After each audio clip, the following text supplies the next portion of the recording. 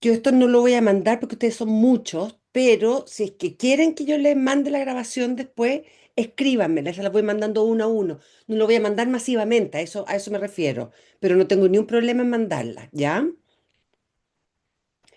Así que me escriben después y yo voy a ir acordando. Ya, son las 7:05, así que vamos a empezar a hablar de este tema que a mí me apasiona. Encuentro que hay como una especie de meme, no sé si ustedes se acuerdan, que los hombres piensan en el Imperio Romano todos los días, una cosa así yo había escuchado. Y la verdad es que yo me sumo a eso. Yo soy un tipo de persona que pienso mucho en el Imperio Romano.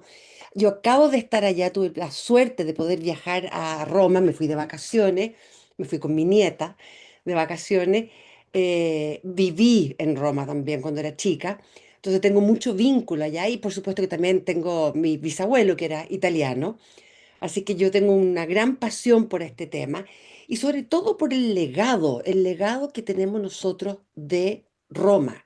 O sea, nosotros todos hablamos idiomas romances, ¿ya? O sea, todos los que son rumanos, portugueses, franceses, italianos, por supuesto, todos los idiomas que se hablan en España, son todos idiomas romances y se llaman romances porque son descendientes de Roma y del Imperio Romano. Y acá tengo un mapa del Imperio Romano en su máxima extensión bajo el emperador Trajano. Y si ustedes se fijan, la verdad es que Roma era el centro del mundo. Cuando el Mediterráneo era el centro del mundo, los romanos controlaban el Mediterráneo y el Mar Negro. O sea, estamos hablando acá de un impacto, de una influencia muy profunda de estos, de esta gente, ¿no es cierto?, de estos romanos, que fueron grandes conquistadores, pero no solamente conquistadores, o sea, Gengis Khan también fue un conquistador.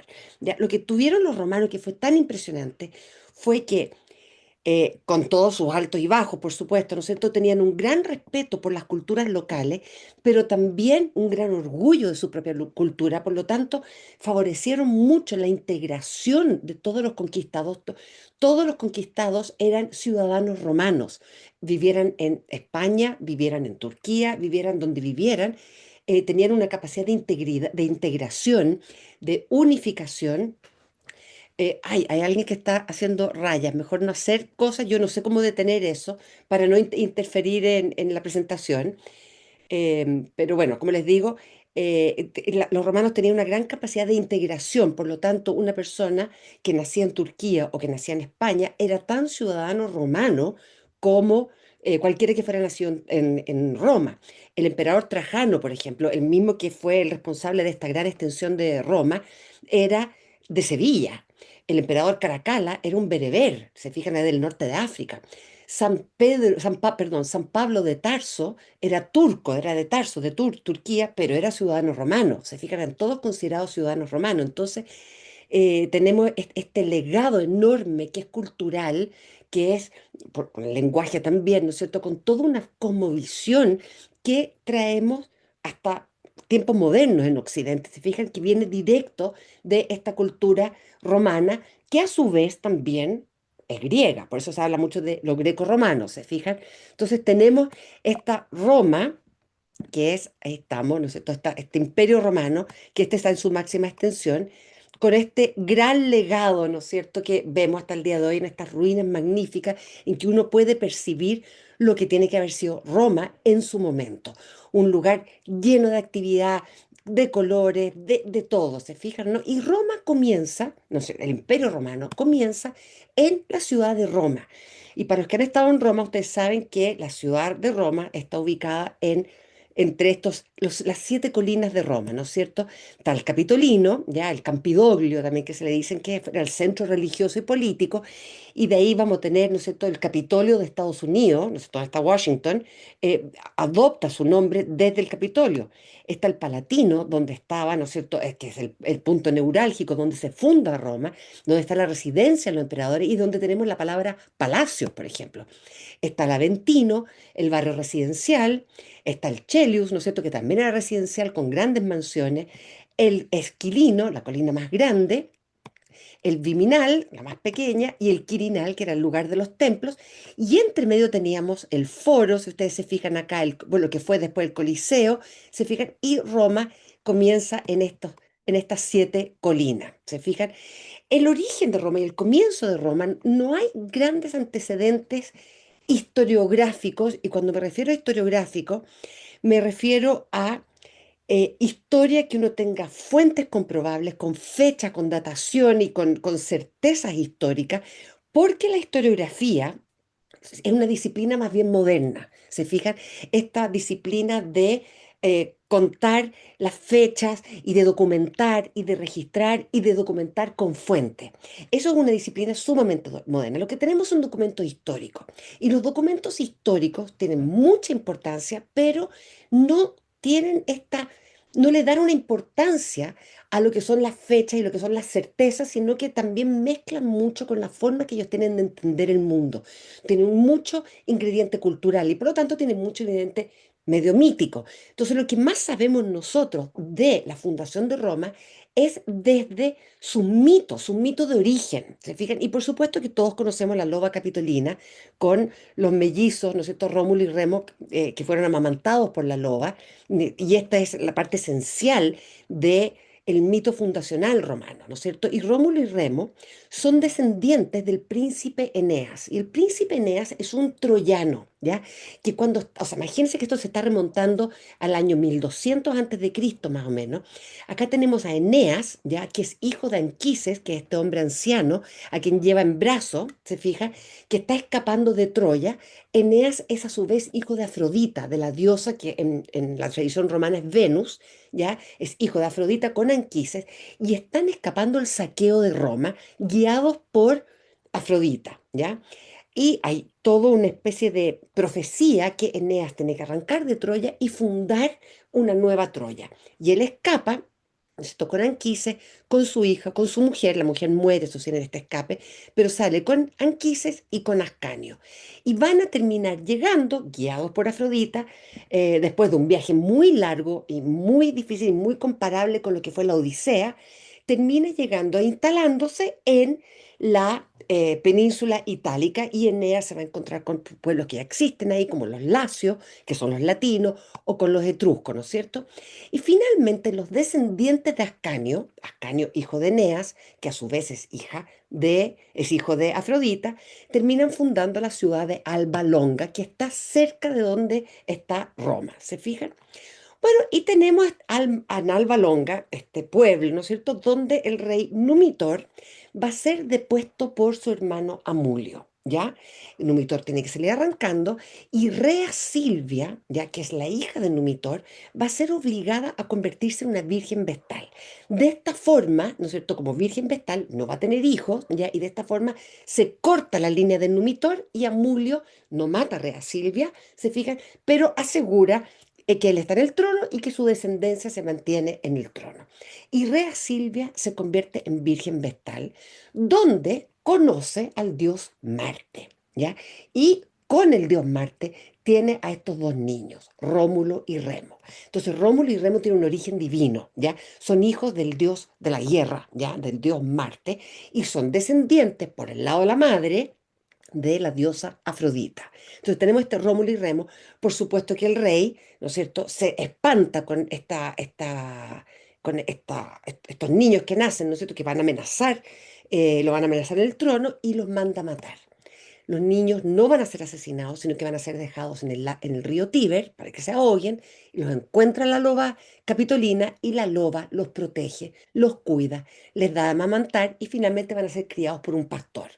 Rómulo y Remo crecen, ¿no es cierto? Van a deponer al rey de Alba Longa, van a volver a instalar a Numitor en Alba Longa, pero Rómulo y Remo deciden fundar su propia ciudad, ¿ya? Y fundan Roma en el día 21 de abril del año 753 antes de Cristo, ¿ya? Este es el origen mítico de Roma, ¿no es cierto? Entonces tenemos esta Roma que se funda por Rómulo y Remo y un montón de hombres, ¿ya? Y fundan esta ciudad, y son hombres que son muy marginales, pueden haber sido incluso delincuentes, gente que se les suma a esta aventura, no muy ordenado, y cuando fundan la ciudad se dan cuenta que hay un gran pero, que no hay mujeres. Y si no hay mujeres, por supuesto que Roma se acaba ahí mismo, ¿no es cierto? O sea, ya no va a haber descendencia y por lo tanto el proyecto de esta nueva ciudad-estado, que es Roma, se iba a morir si no tenían mujeres. Y por lo tanto tenemos todo este gran mito, ¿no es cierto?, de que los romanos parten al pueblo cercano, a los sabinos, ¿ya? Y raptan a las mujeres sabinas, ¿ya? Raptan a las hijas, de las hermanas de los sabinos y las convierten en su esposa, ¿ya?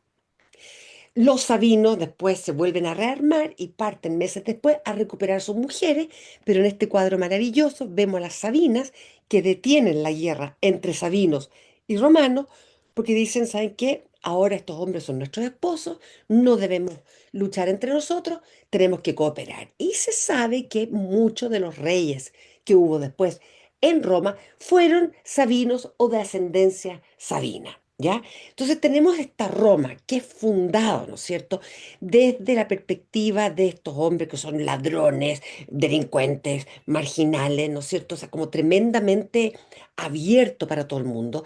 Sabemos que Rómulo es fratricida porque en un acto de ira, ¿no es cierto?, mata a su hermano Remo cuando Remo lo desafía y salta este muro de Roma sin pedirle permiso a Rómulo y Rómulo lo mata. O sea, tenemos acá una serie de ingredientes que son muy oscuras y además tenemos este rapto, se fijan, de estas mujeres. Entonces, va a haber una noción y una especie como de identidad romana de que va a ser tremendamente abierto a que todo el mundo pueda incorporarse a esto, muy cosmopolita, se fijan, y se funda esta Roma que parte, ¿no es cierto?, una tradición de los siete reyes, ¿ya?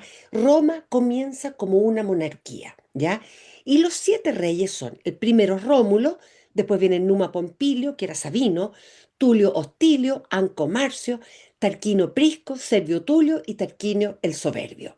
De los que existe cierta evidencia de su existencia histórica, son de los últimos tres que eran probablemente etruscos, Tarquinio, Servio y Tarquinio el Soberbio. De los otros puede ser muy legendario todo, se fija, muy mítico todo, pero de estos tres últimos sí tenemos evidencia.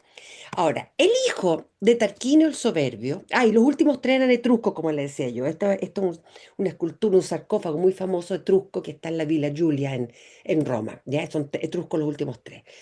El hijo de Tarquinio el Soberbio, del último rey de Roma, un día está completamente enloquecido con una mujer patricia que se llama Lucrecia. Los patricios eran los nobles ahí. ¿No es cierto? Que esta mujer era casada, va donde Lucrecia cuando el marido de Lucrecia no estaba, ¿ya? Esta mujer noble y la viola, ¿ya? En este cuadro se llama El rapto de Lucrecia. Lucrecia no es capaz de soportar esta deshonra, ¿ya?, que fue violada a manos de hijos del rey, ¿no es cierto? Y ella prefirió suicidarse antes que vivir con su honor mancillado, ¿ya? Y con esto se desata una especie de revuelta eh, liderado por un lado, ¿no es cierto?, por el marido y por el padre de Lucrecia, y Tarquinio el Soberbio, el rey, va a ser expulsado y se acaba la monarquía en Roma. Vuelvo a decirlo, todo esto es parte del mito fundacional. Se fijan, no tenemos tanta certeza qué fue lo que pasó, si efectivamente hubo este rapto de Lucrecia, pero sí sabemos que hubo un momento en que Tarquinio Soberbio es el último rey y se acaba el rey, la monarquía, y comienza esta cultura de república, o sea, de ciudad-estado, se fijan, donde lo público es esencial y donde vamos a tener una participación de la población. O sea, en el fondo estamos hablando de una especie de democracia muy incipiente, ¿no es cierto? Pero una especie de democracia que se empieza a establecer en la República, ¿ya? Y este es el gran símbolo de la República, que significa Senatus Populosque Romanos, o sea, el Senado y el pueblo de Roma. ¿Se fijan? Nosotros tenemos el Senado, por supuesto, siendo la élite, el pueblo de Roma. ¿Se fijan? Entonces tenemos esta república que se va a conformar, ¿no es cierto?, toda su entidad de organización por un Senado compuesto por 300 hombres viejos, de ahí tenemos la palabra senil, senectud, ¿no es cierto? Senado, estos hombres viejos que quería decir sabios, ¿no es cierto? Y como los plebeyos tienen control del ejército, y por lo tanto es importante incorporarlo, ¿ya? Existe un tribuno que representa a los plebeyos que tiene derecho a voto dentro de este Senado. ¿Se fijan? Entonces, ya hacia el año 200 antes de Cristo, la comunidad plebeya, los no patricios, van a lograr una gran cantidad de derechos iguales dentro de la República Romana, ¿ya? Senatus Populusque Romanus. Entonces, tenemos acá una participación popular importante dentro de Roma. Entonces tenemos luego del periodo de los siete reyes, ¿no es cierto? Este periodo que viene de la República. Y el año 390, bueno, y era esta ciudad-estado nomás, era Roma, ya no era toda la península itálica, era una ciudad-estado que convivía con distintos pueblos, como les decía, estaban los sabinos, estaban los etruscos, otros latinos, etcétera, ¿no es cierto? Hasta que el año 390 esta ciudad va a ser atacada y saqueada por los galos, que los galos son también el pueblo más originario de lo que es actualmente Francia, va a saquearlo y esto va a provocar un cambio dentro de la República importante, donde va a haber una reforma militar muy fundacional, muy importante, y comienza una política ofensiva de parte de esta ciudad-estado, ¿ya? Y con esto empieza la expansión de Roma, ¿ya? Por medio de alianzas, de matrimonios, de acuerdos y de conquistas, porque van a llegar a tener un ejército con una disciplina, con una eficacia, con un orden que realmente no es muy superado. Y lo interesante del ejército, ustedes saben que los soldados romanos eran llamados legionarios. La palabra legionario no significa soldado, significa el portador de la ley. ¿Ya? Entonces tenemos esta mística respecto del soldado romano, que el soldado romano lleva orden, lleva armonía, lleva esta forma de gobernar, esta forma de actuar que tienen los romanos, lo lleva hacia los territorios conquistados. ¿Se fijan? Y empieza a expandirse Roma, desde, aquí todo lo que es verde, ¿se fijan? Desde lo que era originalmente esta ciudad-estado hacia Etruria, hacia el norte, ¿no es cierto? Hacia los Apulios, hacia el sur, y la península itálica va a estar finalmente dominada dentro de la República Romana. Todavía falta mucho eh, para el imperio, ya todavía falta mucho. Esto es una república en que es gobernado por este senado. Un senado, yo lo conté en un reel, se los vuelvo a contar a ustedes, ¿no es cierto?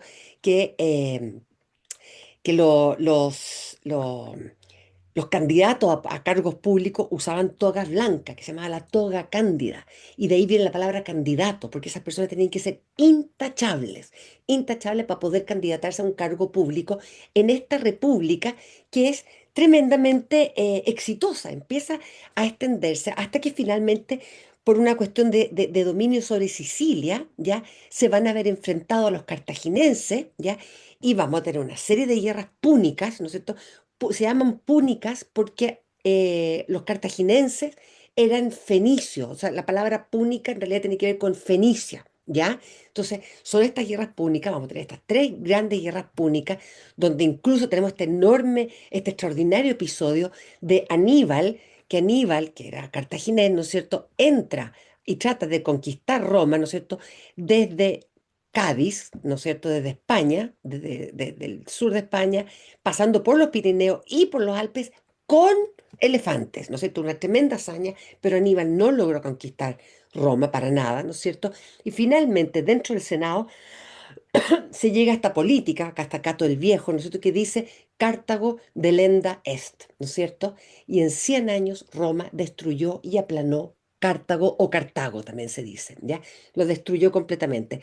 Lo que hay de Cartago posterior a la conquista romana, ¿no es cierto?, del año 200 en adelante, es un Cartago que es romano. ¿Se fijan? Pero el Cartago fenicio desaparece completamente luego de las guerras púnicas y Roma, después de las guerras púnicas, el año 146 antes de Cristo, lo tenemos que dominan lo que era Cartago, el sur de España, se fijan, Córcega, Sicilia, las Islas Baleares, Cerdeña también, se fijan, y también ha conquistado Grecia.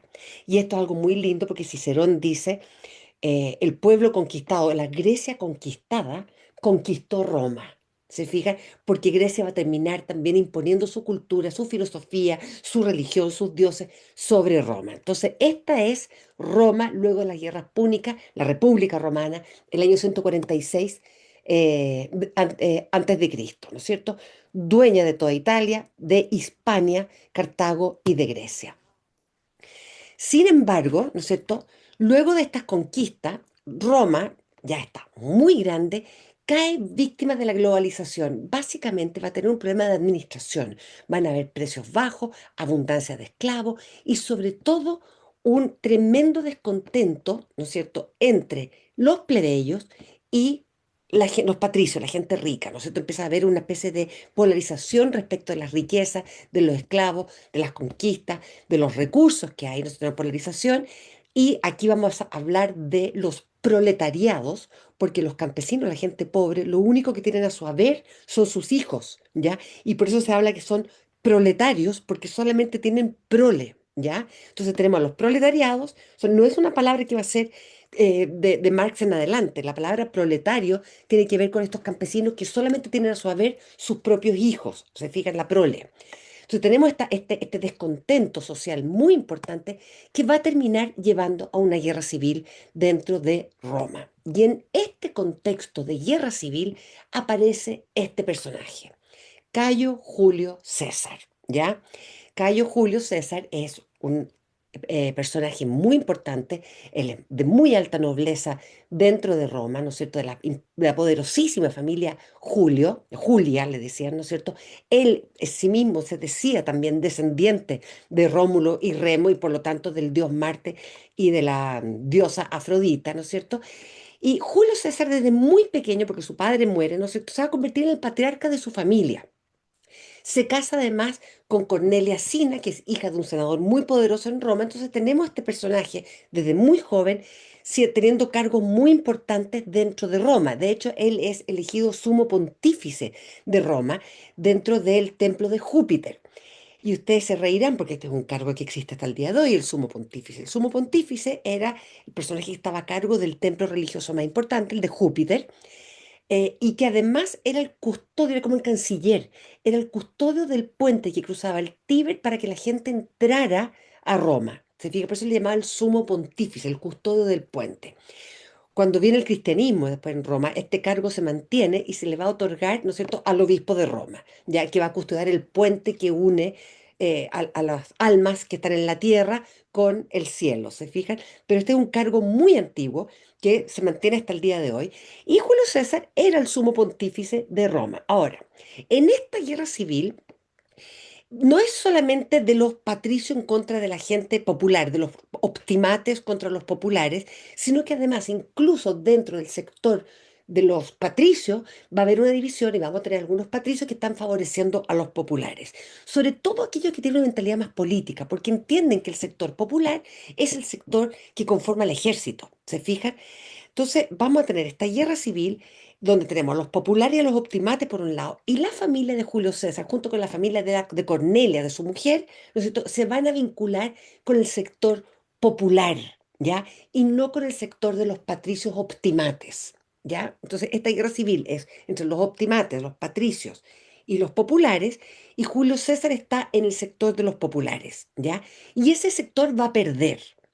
¿Se fijan? Y Julio César va a ser despojado de su herencia, va a perder su título, porque le van a pedir que se divorcie de Cornelia, ya, para perdonarle el hecho de haberse aliado con el sector popular, y él no se divorcia de Cornelia y va a aceptar el exilio, ya, y se va a ir al ejército y se va a exiliar de Roma, ya, perdiendo su cargo de sumo pontífice. Y es en este exilio que Julio César se convierte en Julio César. ¿Se fijan?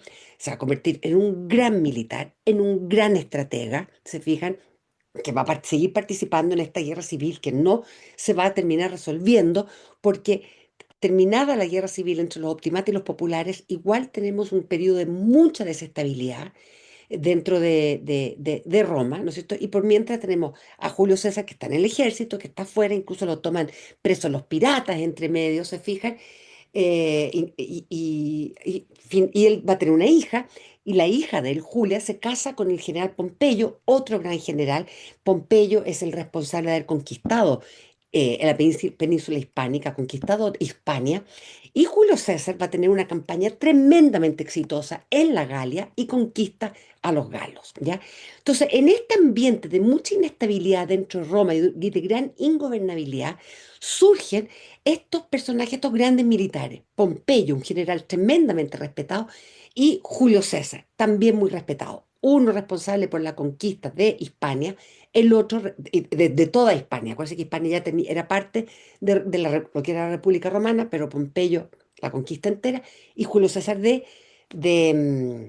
Galia, y Craso, que es otro gran general también, es un hombre tremendamente rico, y juntos los tres forman un triunvirato para gobernar esta Roma que está en este momento de mucha inestabilidad política.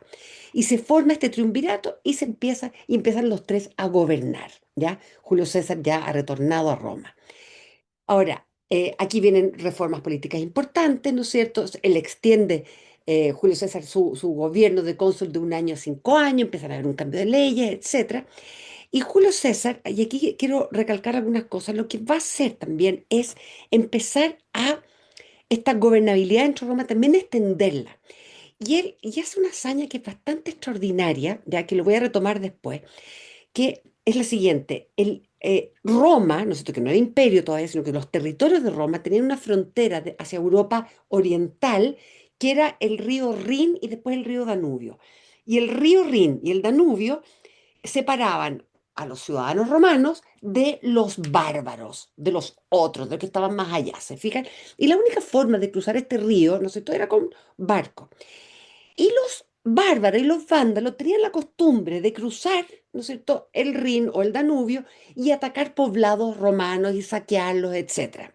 Y lo que va a hacer Julio César es construir un puente, y esto es una señal, se fija, esto es una estrategia militar importante. Construye un puente en un lapso de 3 meses, ya, para cruzar el Rin, que era un gran río, no es el Mapocho, que es un riachuelito, construye este río para cruzar con todo su ejército. El puente es una obra de ingeniería extraordinaria, ¿ya? Que va a soportar el peso de un ejército completo, que va a cruzar solamente a sentar presencia, nada más que a eso. Y para advertirle a los bárbaros que ellos pueden construir un puente cuando quieran. Cruzó el río, marcó su presencia, volvió de vuelta a lo que eran los territorios romanos y desarmó el puente. ¿Se fijan? Y esto está hablando acá de una mentalidad de una persona que entiende muy bien el tipo de mensaje que quiere mandar y también de los extraordinarios ingenieros que tenían, que fueron capaces de construir este puente de madera que soportaba el peso, que aguantaba, además que es un río que tiene mareas, ¿se fijan? Entonces que aguantaba las corrientes, que pudo pasar de un lado a otro el ejército completo de Julio César.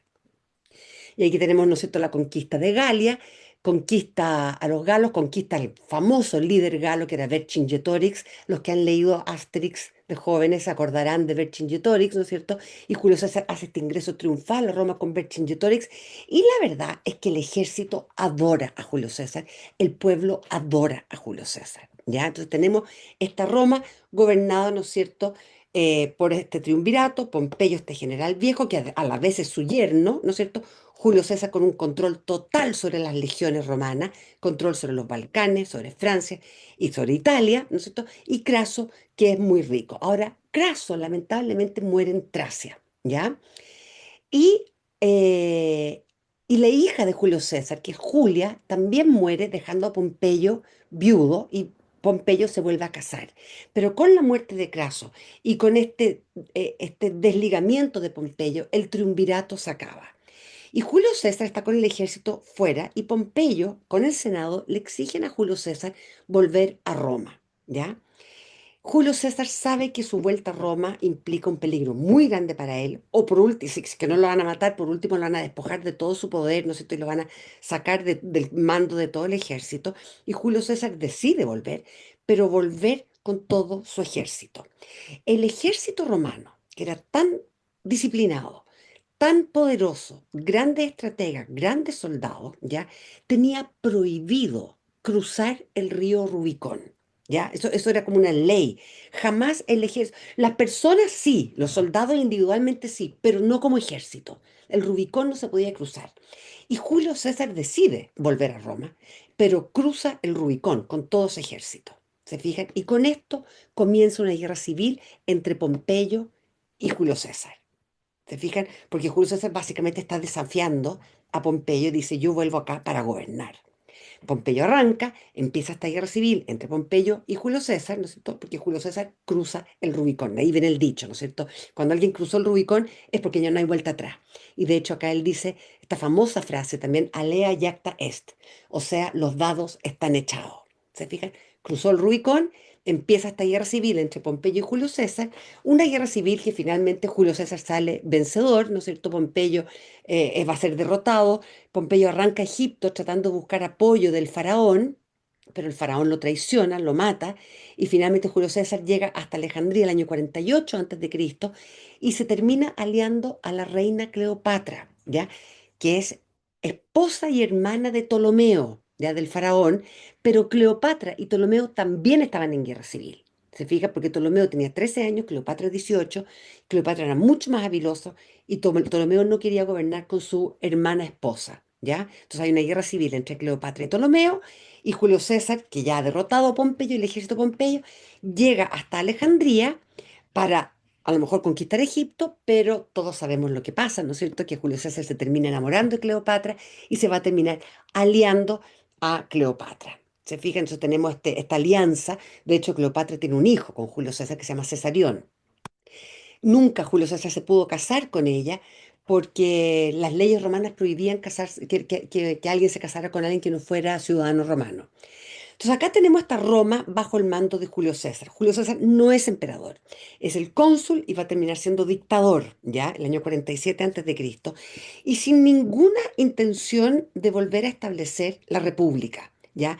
Lo que, pese al enorme apoyo popular que tiene Julio César, hay mucha resistencia dentro del Senado respecto de Julio César, porque el Senado quiere que vuelva a la República.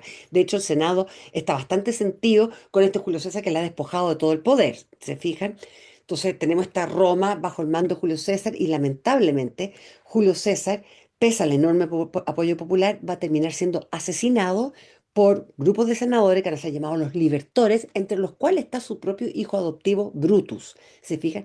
Pero en este tiempo Julio César, mientras se convierte en cónsul y luego en dictador, ¿no es cierto? Dictador vitalicio, ya hace una cantidad de reformas extraordinarias. Por ejemplo, va a adoptar el calendario egipcio, ¿ya? Que va a ser conocido como el calendario juliano.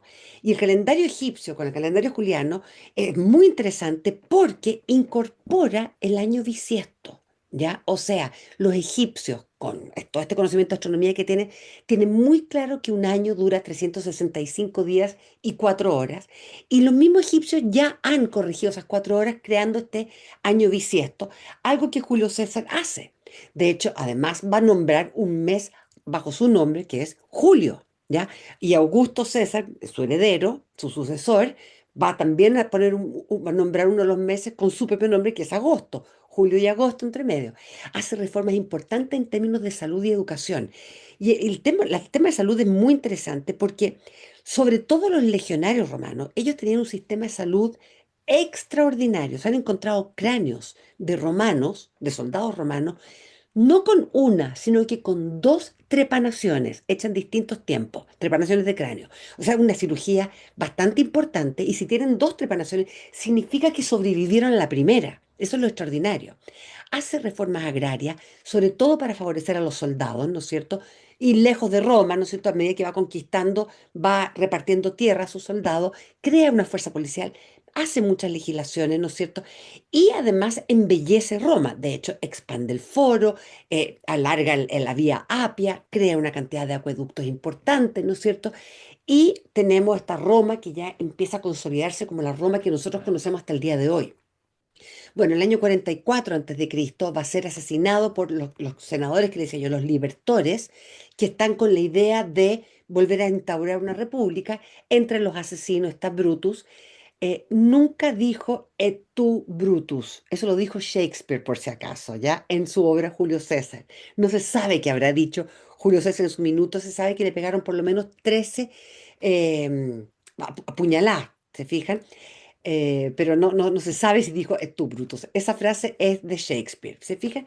Pero bueno, la muerte de César no logra restaurar la república, ¿no es cierto? Viene una guerra civil también entre los que se presumían como herederos. Uno era Marco Antonio, que era el mejor amigo y además la mano derecha de Julio César, que esperaba ser el heredero y que además tenía el mismo apoyo de las masas populares que tenía Julio. Y lo otro está el sobrino, que es Octaviano, que hereda el nombre, hereda el dinero y va a heredar el apoyo del Senado, ya de este Senado que por mucho que no tenga mucho poder, hereda este apoyo del Senado. Viene esta guerra civil, Marco Antonio arranca a Egipto y eventualmente Octaviano, que se va a cambiar el nombre a Augusto, lo termina derrotando ya en la batalla de Actium, ya derrota a Marco Antonio. Marco Antonio todo esto se ha ido a Egipto y se ha terminado casando con Cleopatra, con quien tiene tres hijos más incluso. Y Cleopatra se va a suicidar, se va a hacer morder por una serpiente y se va a suicidar después de la muerte de Marco Antonio. Siempre se ha estado buscando y se cree que se puede haber encontrado ahora las costas de Alejandría, las tumbas de Cleopatra y quizás incluso la de Marco Antonio. Entonces tenemos, se fijan, bueno, y Augusto César, cuando derrota a Marco Antonia, va a autoproclamarse príncipe, princeps, o sea, el primero, ¿ya? Es con Octaviano, cuando se nombra a sí mismo como Augusto César, ¿ya? Es que empieza el imperio. Entonces, Roma antigua tiene estos tres periodos.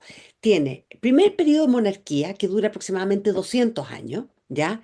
Un segundo periodo de república, y un tercer periodo de imperio. La monarquía le otorga toda esta cosa mágica y mitológica e identitaria a Roma, ¿ya? La república le otorga toda la institucionalidad y el imperio le otorga toda la grandeza. ¿Se fijan? Entonces tenemos estos tres periodos, ¿no es cierto? Y acá tenemos a Augusto César, como le decía yo, que había derrotado a Marco Antonio en la batalla de Actium, ¿ya? Y se convierte finalmente, como le digo yo, en el primero. Y Augusto César, que es un hombre tremendamente hábil, un gran estratega también, un gran político, no sé, estoy muy joven era en esta época, va a hacer varias cosas para consolidar y legitimar su gobierno y Roma como este territorio que está posicionado en el centro del universo, básicamente. Y una cosa muy interesante que hace, ¿ya? Es que va a mandatar a Virgilio, que era un gran poeta, ¿ya? Un poeta muy reconocido de la época, va a mandatar a Virgilio a que escriba una epopeya, ¿ya? Una epopeya que de alguna manera le otorgue un sentido de identidad y de pertenencia a los romanos. Básicamente le dice, cuenta la historia de Roma, ¿ya? Pero cuéntala como si fuera la Odisea, como si fuera la Ilíada. Le pide una obra de ese nivel y Virgilio lo logra, ¿ya? Él no alcanza en vida a terminar la gran Eneida, pero la Eneida es una obra que uno la puede equiparar con la Odisea y con la Ilíada, ¿ya? La Eneida se llama Eneida porque eh, escribe, ¿no es cierto?, todos estos mitos orales de origen de que tenía Roma, lo escribe partiendo desde el príncipe Eneas que huye de Troya y funda, ¿no es cierto?, el linaje que va a terminar dando origen a Roma. ¿Se fijan? Y dentro de esta obra, que esto es muy interesante, la Eneida, a diferencia de la Odisea y de la Ilíada, la Eneida en realidad es una obra propagandística, porque lo que Augusto César le pide a Virgilio es que ahí tiene que recalcar muchísimo estos valores que se consideran ideales dentro de este nuevo imperio, que es el deber al Estado, el deber a la familia, el deber a los dioses, ¿no es cierto? Acá está todo incorporado dentro de la Eneida, y sobre todo legitimar a Augusto César, ¿ya? Entonces Augusto César aparece en la Eneida, ¿ya? Claramente, ¿no es cierto? Con este linaje, ¿no es cierto? Con esta descendencia, o esta ascendencia, perdón, hacia Ascanio Julio, y hacia el príncipe Eneas. De esta manera, Augusto César se está legitimando él mismo en este esfuerzo para terminar con prácticamente más de 100 años de conflicto, se fija, de conflicto social importante, ¿ya? De guerra civil, de problema entre los optimates y los populares, después el triunvirato, después el problema entre Julio César y Pompeyo, etcétera. Augusto César dice, esto se acaba ahora, y se acaba porque yo le voy a contar a los romanos quiénes somos nosotros, con esta visión de una Roma, de una era dorada para Roma y para el mundo romano, ¿ya? Y la idea de él es que los legionarios van a aportar la lex romana, ¿no es cierto?, la ley romana, la institucionalidad, la disciplina, el orden y la pax romana. ellos no entienden la paz como un periodo en ausencia de conflictos de guerra, sino que la paz la entienden como este periodo muy romano y de prosperidad. Y Augusto César lo logra. Vamos a tener los primeros 100 años de este imperio romano, un periodo tremendamente próspero, y no, no hay 200 años, tremendamente próspero, muy rico, se fijan, el mismo Augusto César gobernó durante 43 años, se llama a sí mismo como príncipe, se fijan, y nombra a su heredero, que va a ser Tiberio, el hijo de su esposa Livia, ¿ya? No tuvo hijos hombres, por eso va a nombrar a Tiberio, y porque su hija, además Julia la Mayor, va a terminar siendo desterrada por adúltera. Y era muy normal, el mismo Julio César había adoptado a Brutus, era muy normal esta cosa de adoptar hijos, y Augusto César adopta a Tiberio, quien va a ser su sucesor. Bueno, y Augusto César se va a encontrar con este territorio que es romano, que ahora ya es un imperio, ¿no es cierto?, donde estas conquistas le han dado muchos recursos y muchos esclavos, ¿no es cierto?, que va a permitir, ¿no es cierto?, que se construya el imperio bajo la Pax Romana tal como la conocemos. ¿Se fijan? Y aquí tengo un mapa que es bien interesante de Roma en distintos periodos de su historia, ¿no es cierto? Lo que es amarillo, ¿ya? Es hasta las conquistas de Octaviano. Después lo que es verde oscuro son conquistas, porque finalmente Octaviano, a todo esto después de la derrota de Marco Antonio y cuando Cleopatra se suicida, Octaviano anexa Egipto. Egipto va a ser parte del Imperio Romano. Se fija, entonces ya aquí tenemos estas anexiones también en la península anatólica, eventualmente después Tracia se va a ir ampliando. Entonces, en estos primeros gobiernos, ¿cierto? Augusto, Tiberio, etcétera, tenemos esta expansión romana muy extraordinaria y muy rápida, ¿no es cierto? Donde se lleva esta estabilidad y prosperidad durante los primeros 2 siglos. Como le digo yo, no es la paz, no es una ausencia de pelea o de enfrentamiento, ¿ya? Sino que la Pax Romana se entendía como este periodo de mucha estabilidad y de mucha prosperidad, ¿ya? Entonces aquí tenemos un poco una especie de cronología, ¿no es cierto? Acá tenemos a Augusto César y la dinastía de los Julios, ¿no es cierto? Que va a ser sucedido después por Tiberio, por Calígula, el famoso o infame, ¿no es cierto? Calígula y Nerón también está Claudio, ¿ya? Después viene la dinastía de los Flavios, ¿ya?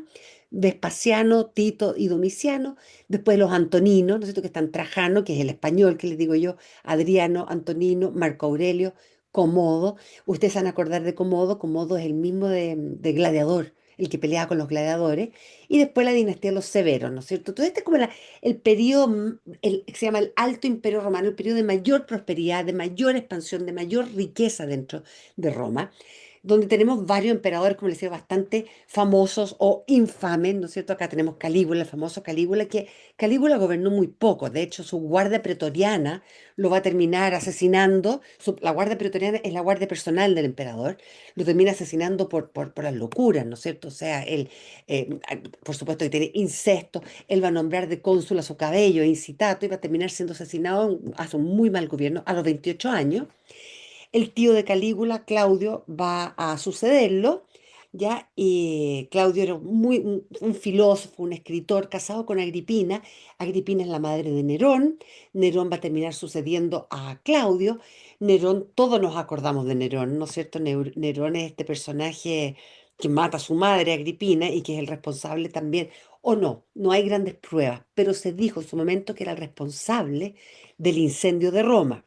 Él siempre lo negó, él no mandó a incendiar Roma, él siempre lo dijo, no hay ninguna certeza que él haya sido quien incendió la ciudad. En ese momento se culpó a Nerón, nadie quería a Nerón, pero tenemos esta imagen de Nerón cantando en su lira mientras se incendiaba Roma, pero no hay certeza, como les digo.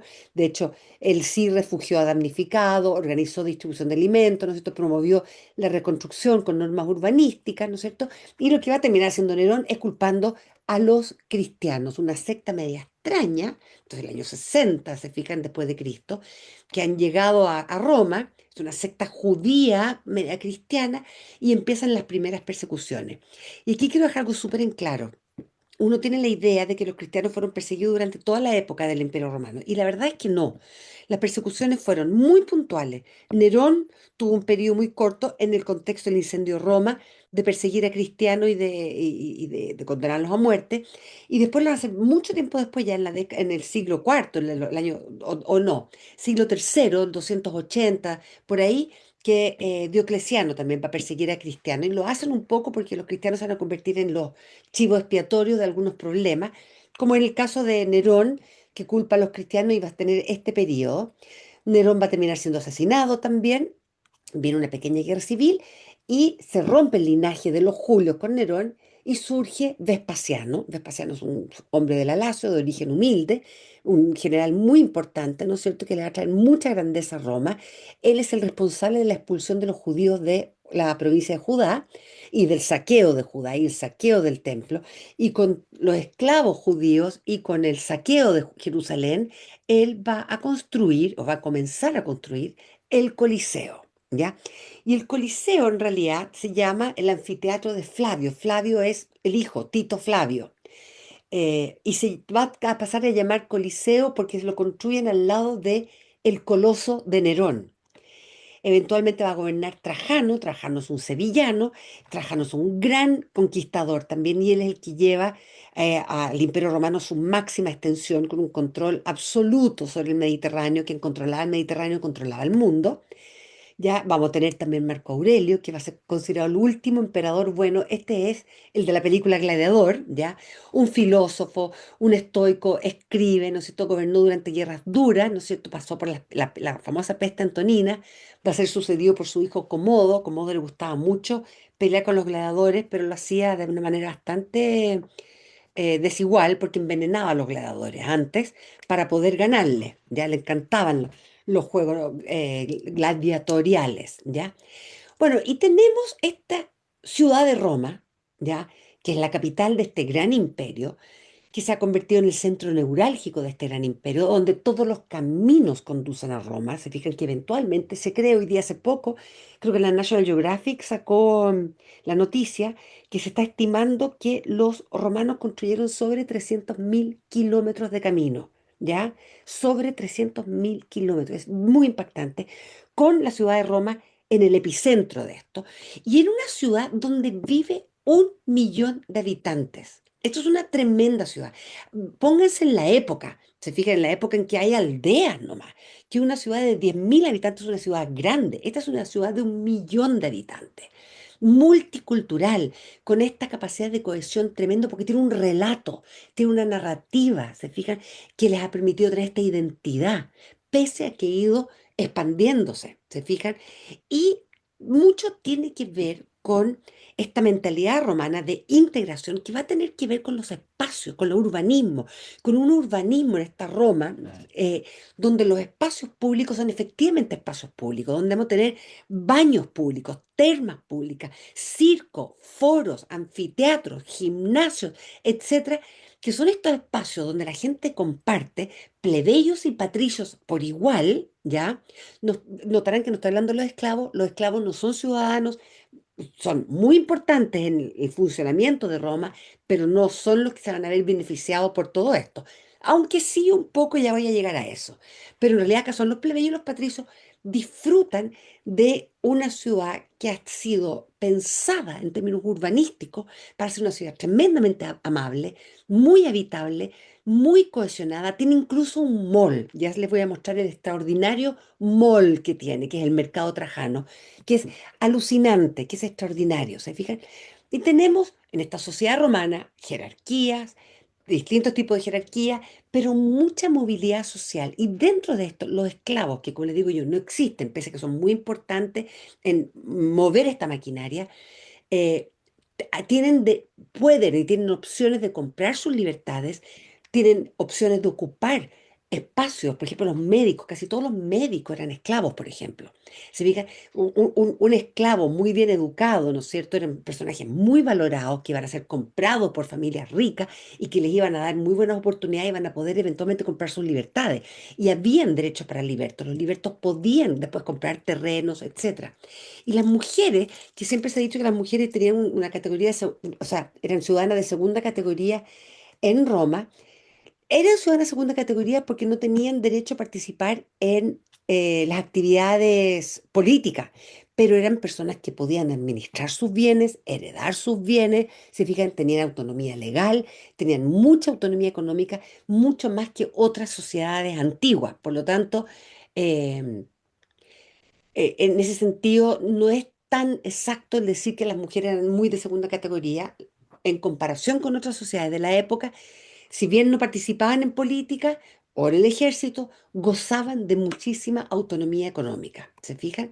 Entonces tenemos este periodo, ya, y aquí este es Caracalla, el de los famosos baños de Caracalla, las termas de Caracalla, hijo de Séptimo Severo, era bereber. Ya, bereber son del norte de África, son libios, son marroquíes, etcétera. Entonces, aquí también hay una cosa muy interesante. No hay un tema racial ni religioso. Cuando yo le digo que, por ejemplo, los romanos persiguen a los cristianos, no persiguen a los cristianos por sus creencias. Los romanos son tremendamente abiertos. Ellos incluso van a terminar construyendo el famoso templo, el Panteón, para todos los dioses. A los romanos les importa un pucho si tú adoras a un dios o al otro dios o a 20 dioses o a ni un dios. Ellos no tienen ese tipo de conflicto. Tampoco tienen un conflicto respecto de las razas. Se fijan, este hombre posiblemente era muy moreno, Caracalla, y era el emperador. Se fijan, y los esclavos podían ser tracios. ¿Me entienden? Rubios de ojos azules. No hay un, o sea, a lo que les quiero decir es un poco sacarse el prejuicio que tenemos nosotros respecto a la esclavitud, porque nosotros hemos sido muy influenciados por la noción de la esclavitud del siglo XVIII y siglo XIX, que era una esclavitud de los africanos, de los negros que fueron llevados a Brasil o a Estados Unidos y esclavizados durante tanto tiempo. ¿Se fijan? Nosotros tenemos esa mentalidad. Aquí la esclavitud es a los pueblos conquistados, no es una cosa racial. ¿Se fijan? Entonces, y esto habla de este cosmopolitanismo de los romanos, ¿me entienden? Entonces, bueno, este es un imperio tremendamente grande, ya hacia fines de los 200 del siglo III, empiezan problemas en administrar y controlar este imperio tan extenso, que tiene tanta frontera además, ¿no es cierto? Y con estos pueblos bárbaros que ven esta riqueza y que están todo el tiempo incursionando y atacándolos, ¿no es cierto? Entonces, Diocleciano va a tratar de hacer una reforma administrativa, crea una tetrarquía donde divide el imperio en cuatro para evitar guerra civil. Él se retira a Croacia, ¿no es cierto? Y la guerra civil llega igual, ¿no es cierto? Y vamos a tener a Constantino, al emperador Constantino, que termina derrotando a Magencio en esta tetrarquía, porque tenemos el imperio dividido en cuatro, y Constantino termina convirtiéndose después en el emperador, habiendo derrotado a los otros Césares. Y acá tenemos el emperador Constantino, y Constantino tiene una cosa bastante notable. Diocleciano, en medio de toda su desesperación de tratar de gobernar este territorio tan extenso y que hace esta reforma, ¿no es cierto? Y crea esta tetrarquía, entre medio, yo les decía, él fue el que más persiguió a los cristianos. Y de hecho, es verdad, Diocleciano persiguió a los cristianos culpándolos a ellos de la ingobernabilidad que estaba sufriendo Diocleciano. ¿Se fijan? Constantino, luego de la guerra civil, de hecho, va a unirse a los cristianos. Hay serias dudas si es que Constantino se convirtió, se fue bautizado hacia el final de su vida, pero por un obispo arriano, que es otra corriente cristiana, no es la corriente cristiana que perdura hasta el día de hoy. Pero Constantino era un gran político y se da cuenta que en vez de perseguir a los cristianos, mucho mejor incorporarlos. ¿Se fijan? Y esto fue una estrategia muy útil para él y va a lograr derrotar a Magencio, ya, y unir nuevamente el imperio y gobernar el imperio unido. Y Constantino, como se une a los cristianos, no va a ser él quien declara Roma como al Imperio Romano. Él no hace el Imperio Romano como la religión oficial del Estado. Lo va a hacer Teodosio posteriormente, pero sí Constantino le importa mucho que exista una especie de como de curatoría, una línea editorial respecto a lo que es el cristianismo, porque él entiende el cristianismo como una fuerza que lo puede apoyar políticamente y va a mandatar a los políticos, y los va a encerrar, de hecho, en Nicea, que queda en Turquía, y los va a obligar les va a pedir, no es que los obligue, pero les va a pedir que haga una especie de checklist de qué significa ser cristiano.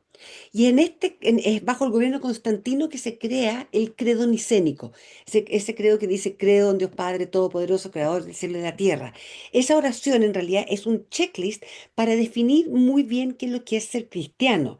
Porque en esta época hay muchas corrientes cristianas, muchas muy disímiles entre ellas, entonces es una gran confusión. Entonces Constantino dice, bueno, si yo me estoy uniendo a los cristianos, si estamos tratando de llevar esto bajo una línea, a mí me interesa esta religión, me interesa esta cosmovisión monoteísta, pónganse de acuerdo y díganme qué es lo que son ustedes.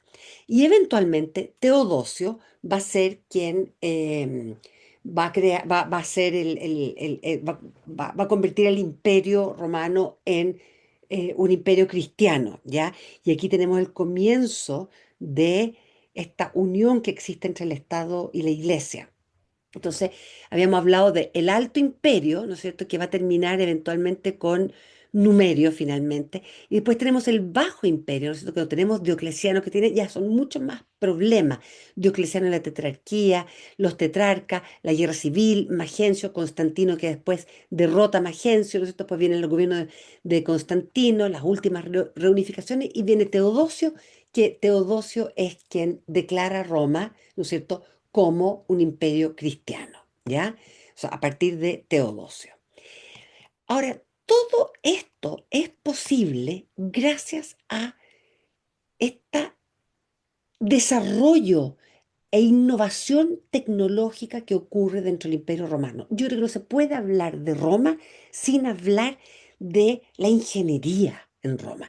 Yo le mencioné el puente, ya que el puente se hace del año 60 antes de Cristo, más o menos, que ya en sí fue una gran proeza, pero Roma se va a destacar por su dominio, ¿ya? De la ingeniería, de la física, de las innovaciones, de la tecnología. Porque para poder tener una ciudad con 1 millón de habitantes, tienes que tener agua para esa ciudad y tienes que llevarles agua. Y los acueductos son una maravilla del mundo antiguo. Yo creo que son una maravilla del mundo moderno también. ¿Se fijan? La ingeniería y la arquitectura que hay detrás de lo que es un acueducto es realmente extraordinario, porque la idea es transportar agua por larga distancia, que no tengan tanta pendiente los acueductos para que pierdas agua, que no tenga tan poca pendiente para que no se quede estancada, que no se evapore el agua en el camino. El agua es un recurso precioso. Se fijan entonces, la ingeniería hidráulica de los romanos es tan extraordinaria que va a ser capaz de abastecer una ciudad de 1 millón de personas. Y si uno va a Roma hoy día, uno se va a dar cuenta que en cada esquina hay una pileta con agua potable. La Fontana de Trevi todavía se abastece con agua que viene de los acueductos. ¿Se fijan? Y los acueductos son estas estructuras, ¿no es cierto?, con este desarrollo, como le digo yo, ingeniería arquitectónico extraordinario, que son los arcos, que son mucho más baratos de construir, con mucho menos material, que soportan muy bien la presión y la fuerza, ¿no es cierto? Una resolución ingenieril arquitectónica extraordinaria, ¿no es cierto? Usaban grúas para poder construir estas enormes obras, ¿se fijan o no? Hacían túneles y pozos de inspección. Yo esto lo encuentro extraordinario, realmente extraordinario. Aquí es donde uno ve, ¿no es cierto?, la genialidad de los romanos. Es realmente extraordinario. Se fijan, acá tenemos esta imagen, ¿no es cierto?, que muestra cómo construyen, ¿se fijan? Y la construcción de los arcos, ¿no es cierto?, este dominio sobre esta construcción de los arcos, les permite además construir lo que se conoce como la cloaca máxima. La cloaca máxima es el alcantarillado de Roma, aún funciona y no se inunda cuando llueve, funciona. La hidráulica tras esto ha sido insuperable. La han modernizado, la han puesto con puertas computacionales, etcétera, pero la ingeniería hidráulica tras la construcción de la cloaca máxima no ha sido superada y todavía funciona. Tenemos acá hay una foto de la vía Apia, ¿no es cierto? En la actualidad, la vía Apia, que es la construcción de los caminos. Miren qué interesante esta foto. Acá se notan, ¿ven estas ranuras que hay acá? Esos son el desgaste de los carruajes, de las carretas, ¿ya? Pero miren cómo construían sus carreteras. Esto es extraordinario. O sea, no es que llegaban y ponían las piedras así nomás. Ellos hacían caminos que fueran a durar 2000 años. 2000 años. Acá están desgastadas las piedras, pero el pavimento está impecable, si ustedes se fijan. Miren lo que es esto. Yo esto lo encuentro extraordinario. Extraordinario. Y acá tengo este dibujo de lo que se estima de lo que tiene que haber sido la red vial de los romanos. 300.000 kilómetros. Una bestialidad. Yo creo que eso es como ir y volver a la luna, creo yo, en camino. Es realmente extraordinario. Los romanos van a ser capaces de construir estos arcos, ¿no es cierto?, estos acueductos, la cloaca máxima, porque inventan el concreto. y tienen concreto, un concreto romano que funciona hasta el día de hoy, que es extraordinario. Y tienen concreto que es pesado y tienen concreto liviano. Así como cuando uno ve hoy día que se aliviana el concreto, o sea, el cemento lo alivianan con pelotitas de Plumavit, ellos usaban pedacitos de arcilla para aliviar el concreto. ¿Se fijan? Acá tengo una cosa muy extraordinaria. Esto es un gran palacio que se construyó Nerón. Y Nerón construyó este palacio que se llamaba la Domus Aurea, ¿ya? Que es la Casa Dorada. La construye encima de los las cenizas de la Roma incendiada entre el Capitolino y el Esquilino, en el valle que está entre las siete colinas, ¿ya? Construye este enorme palacio. Esta construcción de este palacio cayó bastante mal entre la gente porque la verdad es que expropió los territorios básicamente para poder construir este palacio extraordinario, ¿no es cierto? Tras el gran incendio, posiblemente esta puede ser la razón por la cual eh, lo culparon de haber incendiado Roma, ¿no es cierto? Pero hace este gran palacio, tiene mucha plata el Imperio Romano en tiempos de Nerón, va a hacer teatro, va a promover espectáculos, va a mejorar el Circo Máximo viene de la época de la monarquía, incluso se cree. Acá miren, tenemos el Palatino, acá está el Celio, acá está el Esquilino, y en todo este espacio en el medio se construye su Domus Aurea, su gran casa, ¿ya? Que a la muerte de Nerón, después de construir, igual se puede visitar la Domus Aurea, está como debajo de Roma. Vespasiano, que lo va a suceder luego de esta pequeña guerra civil, decide construir algo para el pueblo, o sea, expropiar este palacio de los emperadores, ¿no es cierto? Y construir algo para el pueblo y construye el Coliseo, ¿ya? Que se llama el anfiteatro de Flavio en honor a Tito Flavio, el hijo de Vespasiano. Este es el famoso Coliseo, ¿ya? Y se construye porque, a ver si no sé dónde estaría, pero me imagino, porque se construye aquí el Coliseo, de la Domus Aurea, sobre la piscina, y yo creo, no, acá está el Coloso, este es el Coloso de Nerón, como se construye al lado del Coloso de Nerón, pasó a llamarse el Coliseo, ¿ya? Es porque se construye al lado del Coloso de Nerón, de la estatua de Nerón, ¿no es cierto? Entonces, se financia esta construcción, ¿ya? Y lo construye sobre esta piscina o este lago artificial, ¿ya? De la Domus Aurea, de esta casa dorada de Nerón, ¿ya? Se construye esto, van a necesitar 12.000 esclavos para hacer este coliseo. El coliseo tiene 120 fuentes de agua, tiene dos baños para los romanos, y como aprovecha la canalización hidráulica que tenía para esta laguna o piscina artificial de Nerón, la aprovecha, hoy día se sabe que está ahí, se fija, y lo que ocurría acá es que el Coliseo se podía inundar, ¿ya? Para celebrar naumaquias, que eran tremendamente populares, ¿ya? Que eran estas batallas navales. El Coliseo tenía un aforo como de aproximadamente entre 50 y 60.000 personas, que es extraordinario. Extraordinario. Ahí tenemos el Coliseo hoy día, que está bastante dañado, pero muy cuidado hoy día. Perdió un buen pedazo por un terremoto en el siglo noveno, pero bueno, ese es el Coliseo. Trajano, que viene después de Vespasiano, ¿ya? Va a construir el foro de Trajano, ¿ya? Ya teníamos el foro, el de Julio César, va a construir otro foro más, ¿no es cierto? Que este espacio de reunión, este espacio político, etcétera, es el más grande, ¿ya? Que tiene además la columna de Trajano, que uno lo puede ver hoy día en Roma, y este es el foro de Trajano, ¿ya? Y el arquitecto, se sabe quién es, Apolodoro de Siria, y lo extraordinario del foro de Trajano, para mi gusto, esto soy yo, es esto. Este es el mercado Trajano. Esto literalmente era un mall, ¿se fijan? Un mall donde se compraba y se vendía un gran mercado que está dentro del foro, ¿ya? O sea, si vuelvo al mapita, al plano que está acá, aquí está el foro, aquí, perdón, acá está el mercado Trajano. ¿Se fijan? Este es el mercado Trajano. Hoy día queda esto, ¿no es cierto?, del mercado y quedan columnas, etcétera, ¿no es cierto? Y para construir este mercado, él tiene que cavar el Quirinal, el Cerro Quirinal. Esto está hecho como, está construido tipo muro contención contra el Cerro Quirinal. Y miren qué interesante, acá está el foro, ¿ya? Y miren esto qué interesante. Acá está la columna de Trajano, esta, que si lo vemos en el mapita de acá atrás, ahí está la columna de Trajano. La columna de Trajano se pone aquí porque marca la altura del Quirinal en este punto. O sea, todo esto es tierra que sacó para hacer este foro. ¿Se fijan? Y el mercado trajano está sujetando, conteniendo el resto del Cerro Quirinal.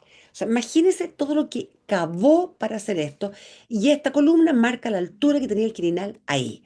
O sea, estamos hablando de una hazaña extraordinaria, ¿no es cierto? Acá tenemos el Circo Máximo, el estadio más antiguo, más grande, que viene de la época de la monarquía, que es el Circo Máximo, que también se puede visitar hoy día. ¿Se fijan? Y Julio César que amplió este circo máximo. Tenemos además después el Coliseo, tenemos muchos espacios. La Plaza Navona, la actual Plaza Navona también era un circo. Muchos espacios de reunión social, de sociabilidad popular. ¿Se fijan? Entonces, tenemos, y el circo, miren lo que era el circo máximo. El aforo del circo máximo era entre 150 y 250 mil espectadores. Entonces los espacios, entendían los espacios de sociabilidad popular como espacios fundamentales en la mantención de la paz y la tranquilidad cuando se dice pan y circo, básicamente. Bueno, Vespasiano y Trajano expanden el imperio hasta lo que yo les mostraba de su máxima extensión. Adriano, que después lo va a suceder a Trajano, va a ser quien de alguna manera empieza a asegurar la frontera y él es el responsable de la construcción del gran muro de Adriano en Gran Bretaña. ¿Ya? Este muro de Adriano que sirvió de inspiración, ¿no es cierto?, para Game of Thrones, porque al otro lado del muro de Adriano estaban los otros, estaban los salvajes, estaban los pictos, que eran los escoceses de la época, que se pintaban la cara azul. Tenemos también el muro de Adriano, que hoy día queda en ruina. O sea, esta es una foto del muro de Adriano actualmente, pero esto no debe tener más de 1 metro de altura. Se fijan que eran ruinas del muro de Adriano. Pero el muro de Adriano era una cosa extraordinaria. Cada cierto tiempo teníamos estas construcciones donde vivían los soldados, donde habían mujeres, herreros, cocineros, etcétera. Se consolidan estas ciudades en torno a lo que es el muro. Adriano también es el responsable de la construcción del Panteón, ya, del templo a todos los dioses. Miren, y que es el templo mejor conservado que sí existe hasta el día de hoy, ¿no es cierto?, en todo el mundo romano. Miren qué extraordinario. También fue hecho por el mismo Apolodoro, el mismo arquitecto del mercado, junto con Adriano. Ya, miren qué extraordinario esto. Es un círculo perfecto. ¿Se fijan? Y esto fue hecho de concreto, con esta cúpula, la cúpula más grande hecha de concreto en la época, no sé si habrá algo más grande hoy día incluso, que tiene este gran óculus, ¿ya? Que sirve también de esta función para sostener la cúpula, ¿se fija? Porque yo no entiendo de física, pero es como el arco, hace fuerza la cúpula de una forma determinada para que no se colapse, pero además, yo les contaba del concreto liviano. Toda la cúpula está hecha de concreto liviano y además está hecho con esta solución de estos como cuadrados, estos cubos, que lo liviana aún más. O sea, es una obra ingenieril extraordinaria, pero además bellísima, se fijan, hecho de concreto liviano, con esta solución arquitectónica extraordinaria. De las últimas grandes, o sea, magnas obras romanas están las termas de Caracalla, las famosas termas de Caracalla, que se aguantan bastante bien, ¿no es cierto? Que eran esta especie de spa, ¿no es cierto? Con hornos para calentar agua fresca, abierto a todo el mundo, servían a toda la ciudad, abastecían a todas las personas, ¿se fijan?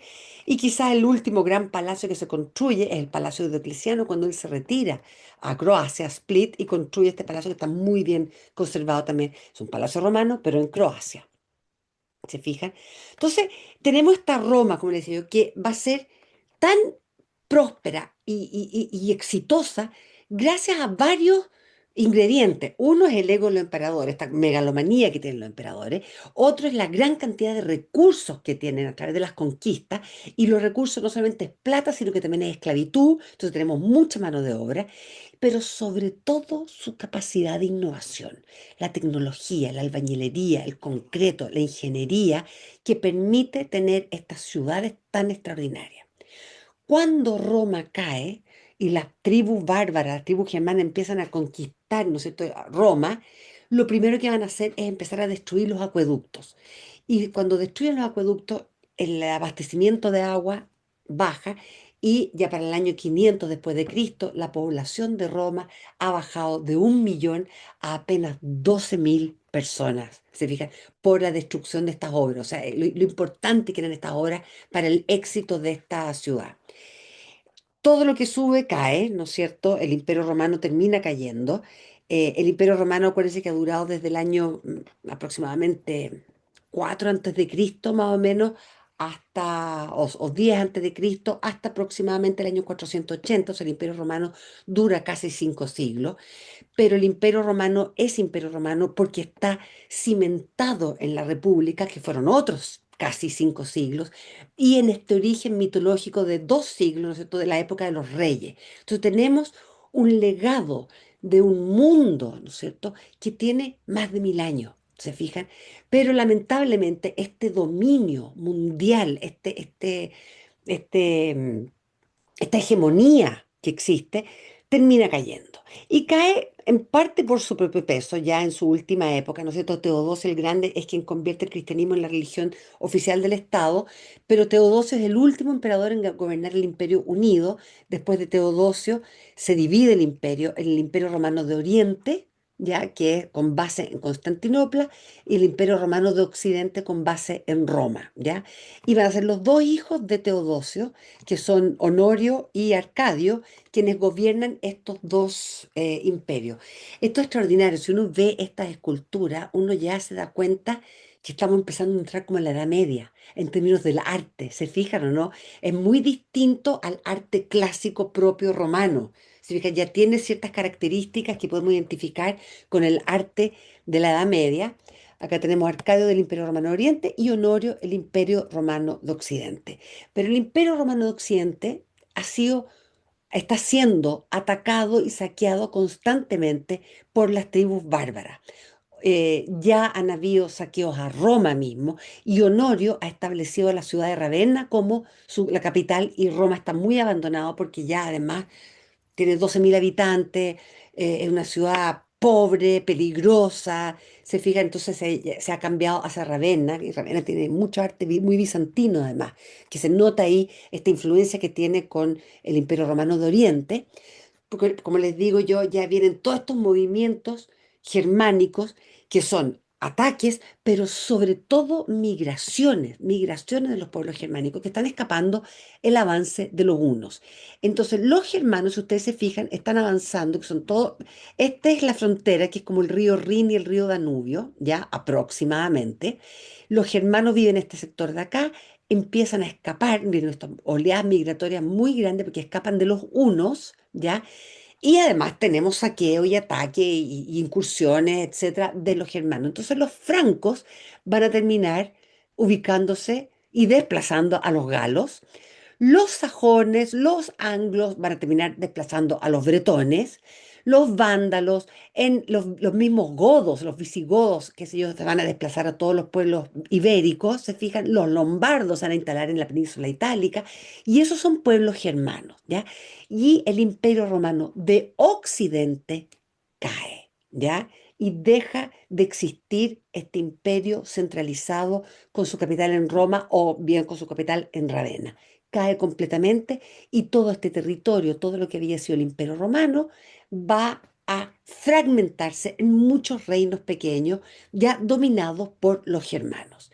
Lo que se va a mantener más o menos con cierta integridad va a ser el Imperio Romano de Oriente, que va a perdurar hasta aproximadamente fines del siglo XV, hasta como el año 1464, no me acuerdo bien, pero es 1400 y tanto, que finalmente Constantinopla cae ante los mamelucos, las invasiones musulmanas, islámicas.